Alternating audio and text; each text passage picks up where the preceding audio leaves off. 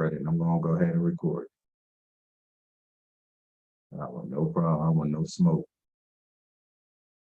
Because we didn't get a chance to kind of expound on it, but I do want to help give some context to the importance of just kind of some background of just so during our HG huddle, which is like our HG students, we walk through, they're going through the book of Matthew. And one of the kind of quintessential things that I was trying to show them was about like the genealogies, what the purpose was. There's three main purposes of it. Matthew was an author, he was a scribe, and I compared it to him being like a content creator, or he was like the producer for Christ. Like he was, Christ did, like he was always writing his different parables, he was telling his stories, he was writing on his lessons, Matthew never thought for a second that his Aramaic ears and his Hebrew tongue would have ever reached the Gentile world. As a matter of fact, he probably thought, like Brother Steve will probably bring out later, even in speaking in parables, you got to think about Aramaic tongue with Hebrew thought parables.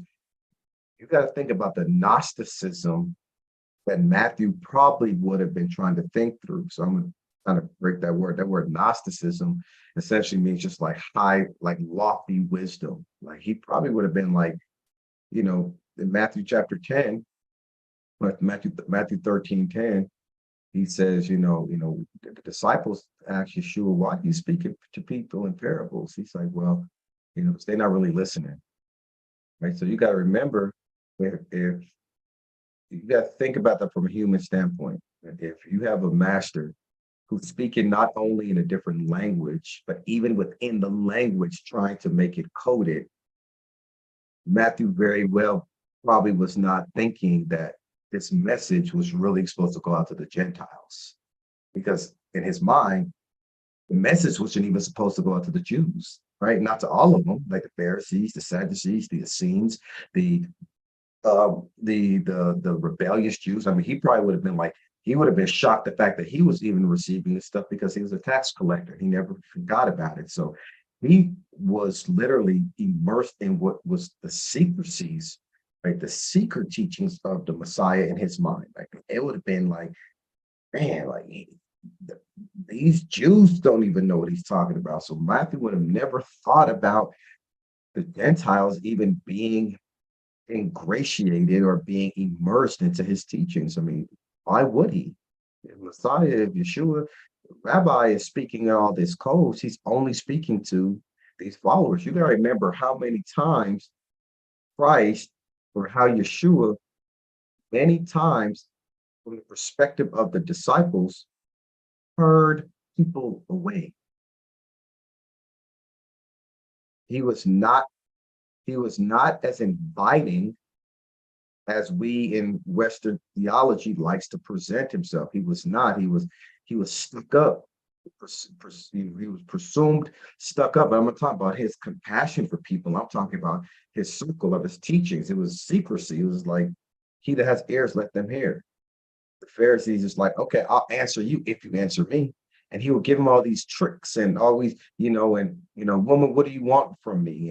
And he was having, all these disciples, hey, you three could come with me, but the other 9, y'all could stay here. Like, y'all don't need to hear what we're talking about, right? Like, come on, let's go up on this mountain. The rest of y'all could stay back, right? So Yeshua was he was secretive in the eyes of Matthew, right? In the eyes of the disciples. He wasn't all, oh, come to me, right? How many times did he stop and says, listen, if you mugs want to follow me, take up your cross, eat my body, drink my blood, become a cannibal, right? Become a cannibal and become suicidal, and then you could be my followers. I mean, we're just, I mean,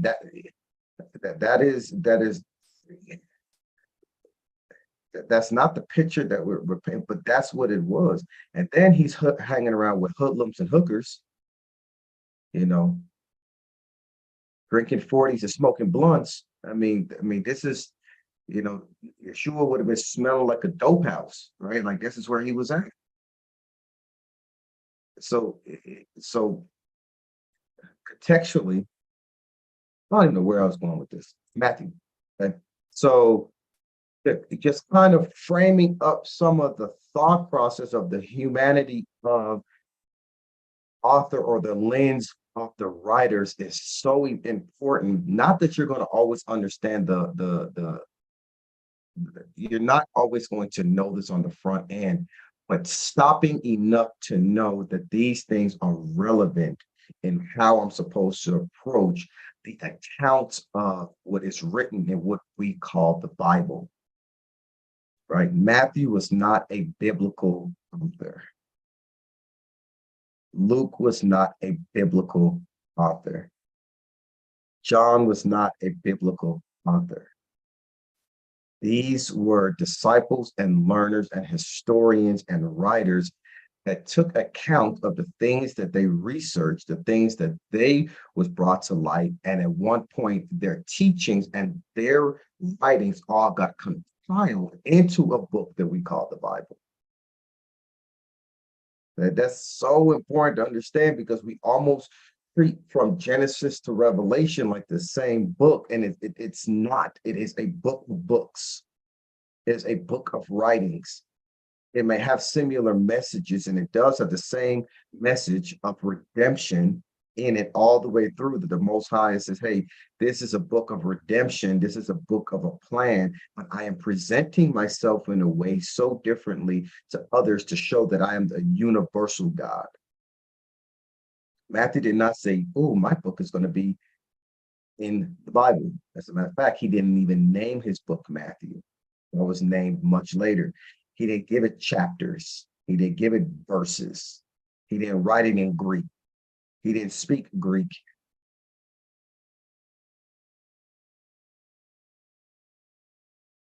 So I'm going through a more softer version of that with the students to try to help them know as your approach.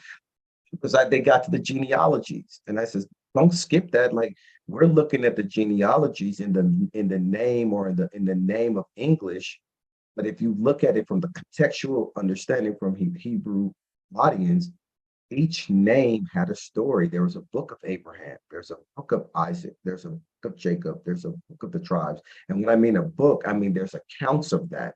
So each time it says, hey, I'm from this generational lineage, it tells them an entire story under the Abraham. It's almost like the presidency. Like we keep track of the presidents. For anybody who's into history, we keep track of the presidents, and we say under this administration, so many things happened. So you got to look at these patriarchs as almost as if they're presidents, and under each one of their 40-year administration, the Most High had given all these different things that happened. Under Moses's administration, we see what happened, right? Under Abraham's administration, this happened, and this happened. Every 40 years to prove that there's a new administration that was coming that was fulfilling all these, and that was the kingdom administration, the Messiah. So the way that they would memorize this, because the entire genealogy actually tells an entire story. The book of or Matthew, Genesis, excuse me, Matthew chapter 1 is very similar to Genesis chapter 1 in the sense that in the beginning, God created and then God rested. And in between there, it tells a story of everything that happened through day 1 through day 7. Matthew in the genealogy tells a story that happened from Abraham. It tells a story all the way down 42 generations to the story of Messiah. And we're now living in end days, the last days. There's no more fulfillment of a coming Messiah except for his second coming week. So that administration is fulfilled. There's no more patriarchs that needs to come. Yeshua was the last patriarch of the covenant that needed to come to enact the new covenant, the new agreement that takes a section of every one of the first covenants, merges it together, and takes the righteousness of every covenant, puts it together, and presents it new. And that's what he does. So he's like, oh, the old covenant. Nah, it's a fabric. The righteousness of every covenant. That's why it says everything written about me must be fulfilled. You deny me because Moses wrote about me. Yeah, done his covenant. Abraham spoke about me. Yeah, in his covenant. Noah speaks about me in his covenant, and he's the fabric, he's the righteous fabric of each one of those covenants. He puts it together and to give us the new covenant, this new garment that he cloaks us in believing in him. That's what he comes to fulfill, and that's what the genealogies does. All that to say, last week when we talked about the holy days, right? Like we looked at it, we looked at the holy days and said, well, yeah, we got to be like, it's easy to say now, okay, we're celebrating them. Let's look at all of these pharisaical rituals that comes along with it, which they're not inherently evil, right? To do these little, we're going to do this, we're going to do this, make sure we have this, make sure we have this here. That's great. But if we don't understand the righteousness of it, then it's just like, it's arbitrary. Then what's the point of doing it? So looking at the righteousness of these holy days, first of all, that God commands us, but really important is in John chapter 5, 6, and 7. And then you can go to John 10. But John 5, 6, 7, it shows that Yeshua was faithful to each one of the three holy days because he said he was without sin. Well, it would have been sin for him to violate a holy day because God commanded that every child, every one of his children, as well as the foreigners among them, honors these days, keeps them holy, and it is a day of rest. Like that is literally what he says. So if Yeshua did not oblige by any of God's holy days, he himself would have been in violation of God's commands. Therefore, he would not be a perfect sacrificial lamb. Why? Because he sinned, and sin, the biblical definition is to violate God's commands. That's what sin is. It's not behavior, it's violation of God's commands. So I'm living in sin. Well, no, you're living in violation of God's commands. So if Yeshua had not obeyed those commands of holy days, he would have violated the mitzvahs, the assignments, the instructions of his father, therefore making him disqualified to be a spotless, blameless lamb. That's how important that is. So in studying those as well, so we see in John 5, it seemingly is unknown as a holy day, but for process of elimination, it would have been Shavuot, it would have been the Festival of Weeks. Then John 6 explicitly says it was Pesach or Passover. We celebrate Passover in John chapter 6. And then in John chapter 7, it was the Festival of Tabernacles or the Festival of Sukkot, which that's what last week was. So we see those three holidays, and then we see kind of a new one. I'm still question marking and comma in John chapter 10. We see that he is now at this new festival is called the Festival of Hanukkah or Festival of Dedications that was enacted during the time of the Maccabees, the time of their revolt. They're trying to take back what belongs to them. And there's this new holiday came and it was dedication, but it was not a Torah holiday.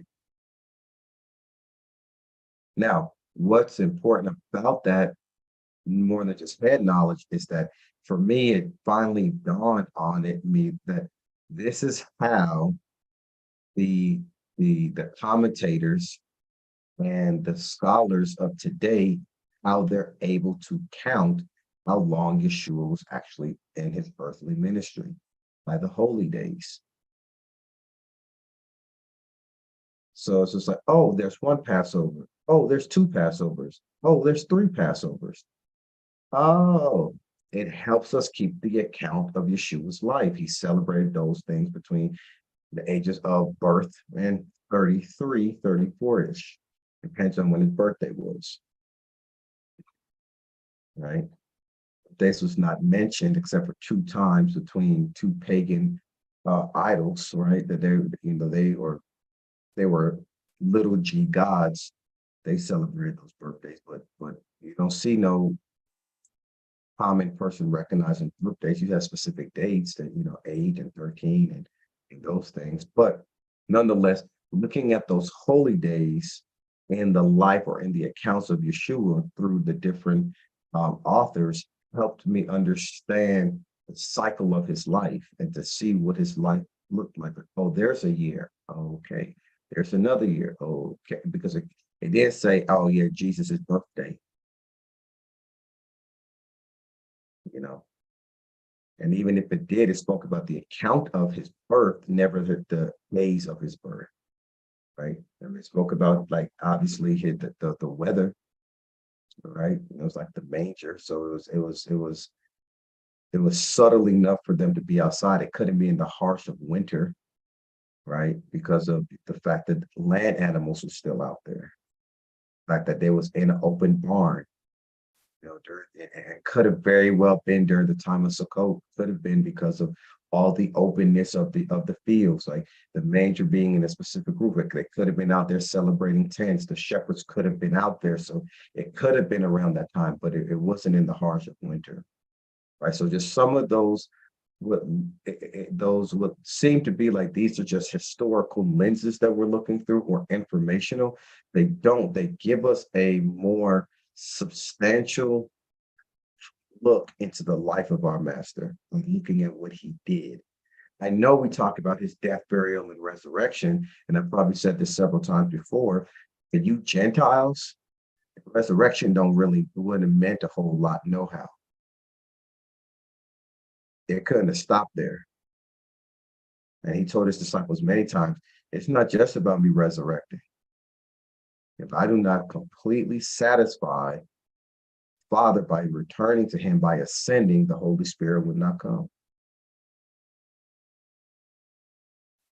So it's amazing how much as in Christianity, how dominant the idea of resurrection is, which it should be, but just how undermined the ascension is as it relates to one's salvation. Like it's crazy how undermined that is. Like Christ himself says, if I do not ascend, the very substance that you need to even receive salvation, which is through the Holy Spirit, will not come. Like that should be such a like, oh, because when it came in Acts chapter 2, it fixed everything. It fixed the brokenness, it fixed the language barrier between God and people, right? The language barrier was, I mean, after Christ died, that was separated, right? He resurrected, the graves opened. And then when he ascended, the winds blew, like everything came now, right? I mean, it was like, it was a whole process that happened.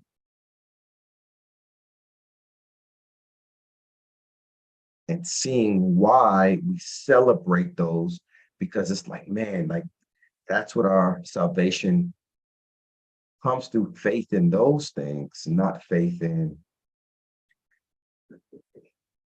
arborvitaes and ornaments or evergreens.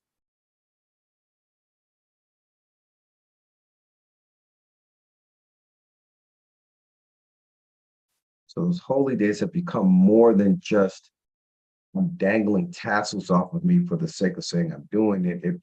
It becomes a reality of a renewing of the mind that causes me to think in the consciousness of my master, to become like, oh, you need to be like Jesus. Okay, well, how? Live like he lived. Well, how did he live? In obedience to God. In which way? By honoring what he said to honor, by calling holy what he said was holy, to call evil what he said was evil, to call love what he said was love, to call perfect what he said was perfect, to reject what he rejected, to accept what he accepted, to love how he loved, to give up himself the way that he did.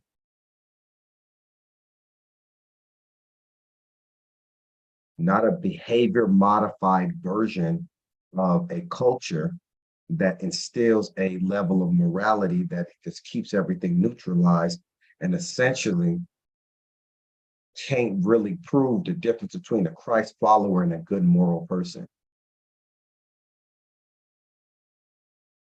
There's nothing radical about that. There's nothing peculiar about that. There's nothing, you know, strange about that. There's no one's going to call you out as a cult in a casual community. But these disciples, even in Acts, was like, this is this new way. It was these new Jews that they call people of the way. They said these monks was cult-like. Okay, what is this new cult that they're doing this? And another word is sect, SECT. But they lived in a way that was so peculiar that it drew others to want to know what was going on. And it was the fact that they have been redeemed, which we'll, we'll only may get into that, man, because I'm still, yeah.